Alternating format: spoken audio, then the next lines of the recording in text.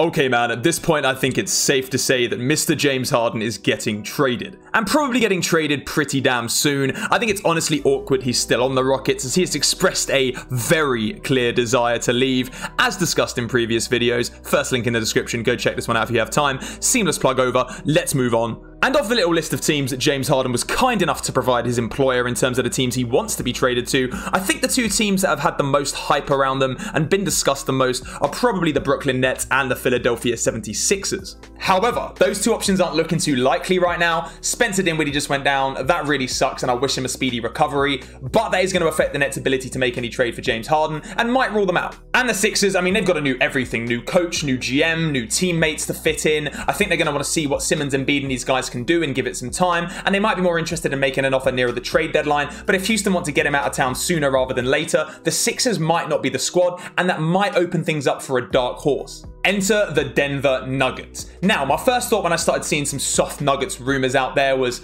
Harden doesn't really play that much defense. The Nuggets already struggle defensively, so fit-wise, it's a little bit odd. Then I started thinking about the even more pressing issue of Nikola Jokic needing that ball because he's a playmaking genius, and how the Nuggets rely on a lot of ball movement running through Jokic, and Harden plays this ISO game. So on the surface of things, you think, God, that's an awful fit. Like that, there are some serious issues there. But when I started to think a bit more deeply about this and started to peel back the layers of this complicated James Harden Nuggets onion and really dig into this, I got more and more intrigued. The Nuggets are a definition of a fringe contender. If you ask yourself honestly, do you think they can win the championship this season? The answer is probably no, right? Like, let's be honest. But they're a great team. Like, they're a really, really good team, and they've got serious potential, and they are probably still in the fringe contender category. And what fringe contenders need more than anything else, in my opinion, are ceiling raisers. God damn, there are a lot of quotation marks going on in this intro. But you get my point. They need players that can take that team to the next level and make them legitimate contenders. And these ceiling raisers often need to be star level players,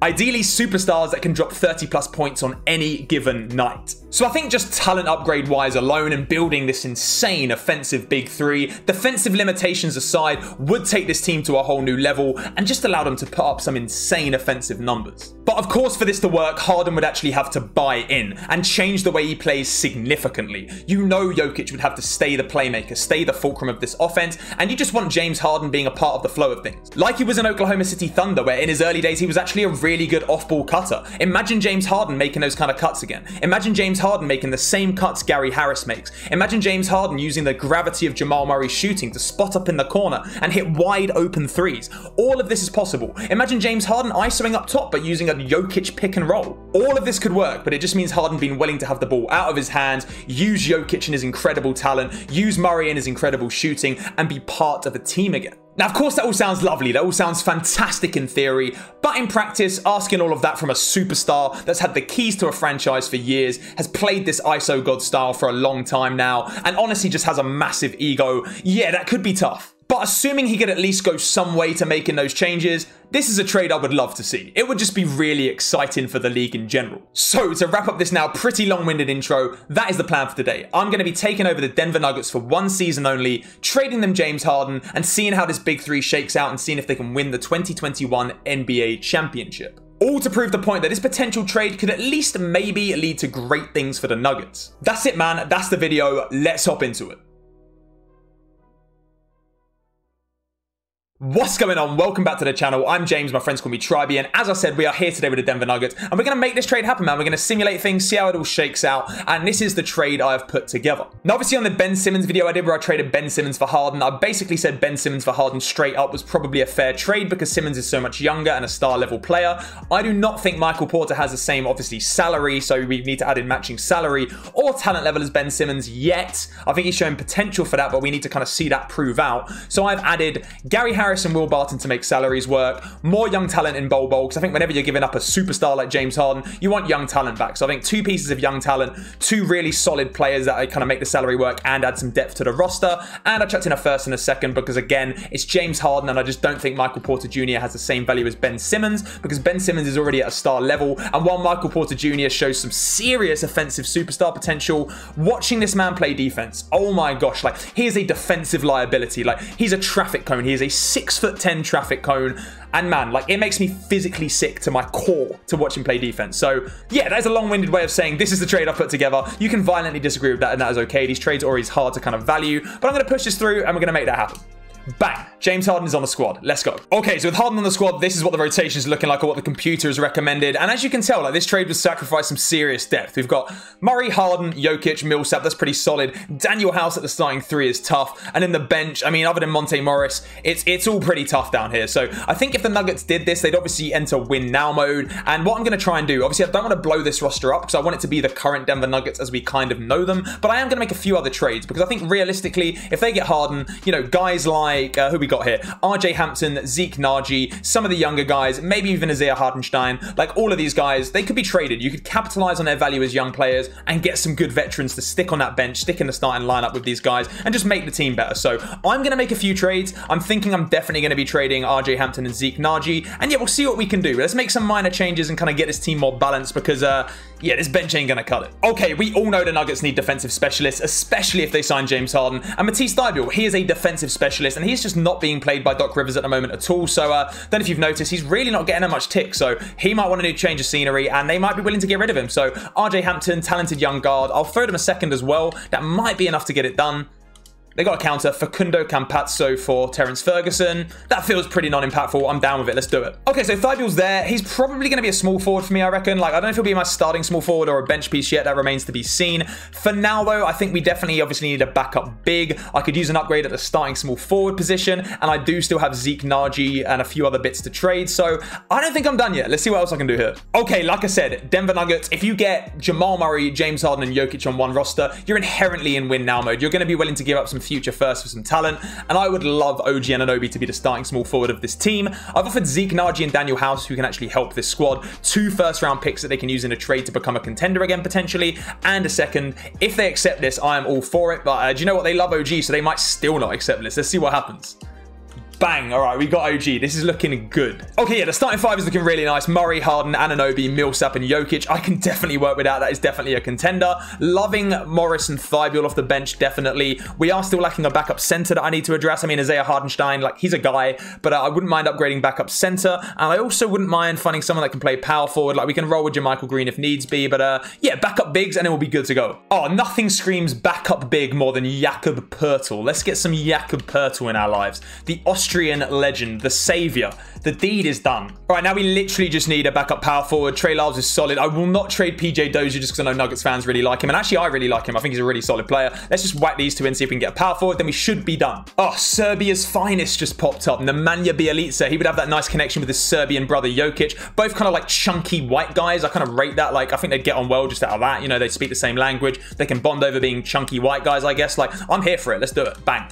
Whoa, whoa, whoa. Backup position, small forward. I do not want Nemanja Bjelica playing small forward. I don't know how much small forward he actually plays nowadays, but that is not a thing. He is a power forward only. I do not want this slow-ass dude being a small forward. Like, I respect his shooting, but no. Okay, here it is. At long last, the new look Denver Nuggets roster, and I'm loving the balance of it. Sometimes I build teams like this, and I just really love how they end up turning out in terms of balance. We got Murray, Harden, and Jokic, the big three, and they needed defensive help, and they got that in OG Anunoby and Paul Millsap, so I think that's a really balanced starting five. Then we got Thybulle off the bench, bringing some great defense off the bench as well as a sixth man. Nemanja Bjelica, who's going to get some great open threes playing with Jokic. I'd actually like to see them play together despite the defensive limitations there. Monte Morris, just a solid backup point guard that he is. We love some Monte Morris in these parts.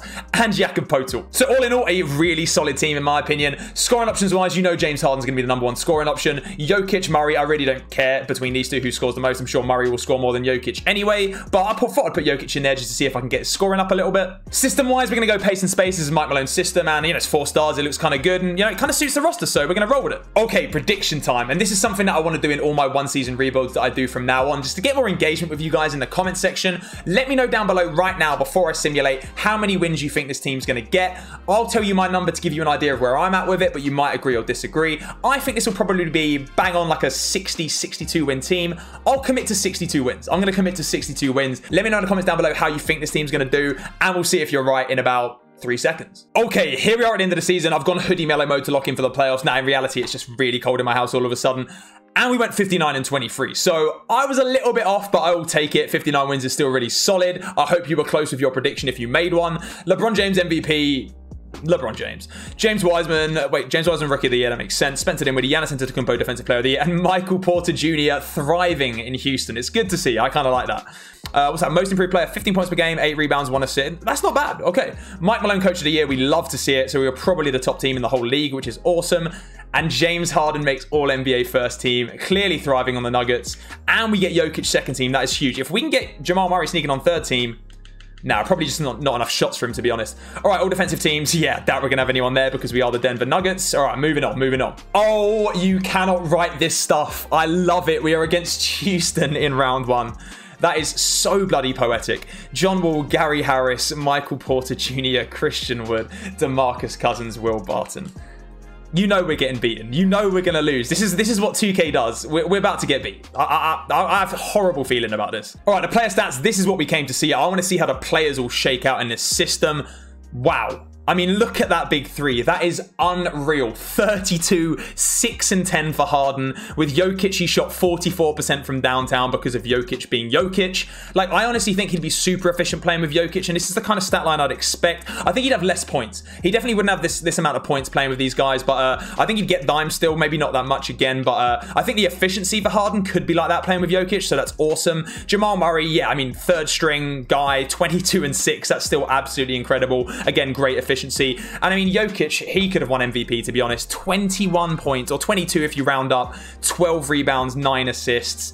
It's ridiculous, and he's shooting well. Unbelievable. OG Anunoby actually scoring, which is great to see. 14 points per game again. I think just everyone benefits from Jokic. The 42% from downtown. You just look at how well everyone shoots in a Jokic system. It's awesome.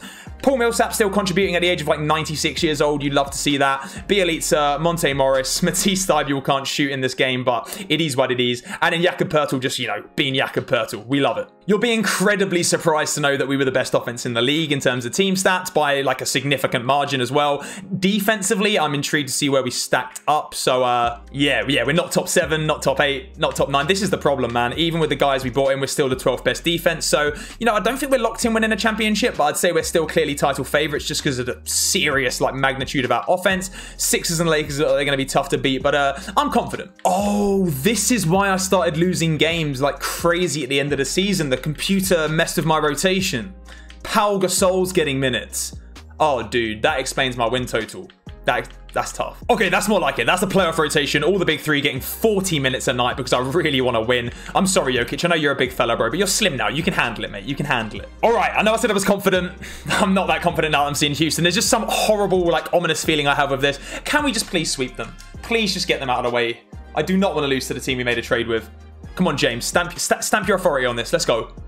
Let's go. Don't drop another game. Don't do this to me. Do not do this to me. There we go. Finish it out. We're in a game 7. We are in a game 7. This is insane, bro. How is this happening? Okay, here's what we're going to do. We're going to simulate this with Simcast, this game 7. I'm going to close my eyes throughout. I'm then going to open my eyes. And if we've won, we will proceed as normal. We will continue towards our championship. If we lose, the video will just cut out and end in misery and pain. That is the plan. Here we go. Simulate with Simcast, 0-0, 4 quarters to go. Let's get it. Bang. Closing my eyes. Come on, Nuggets. Get it done. Get it done. Don't mess with me. Is it over yet? Can you guys tell me if it's over yet? It must be over by now. Surely. Surely. This is awkward if I'm just sat here talking about it. And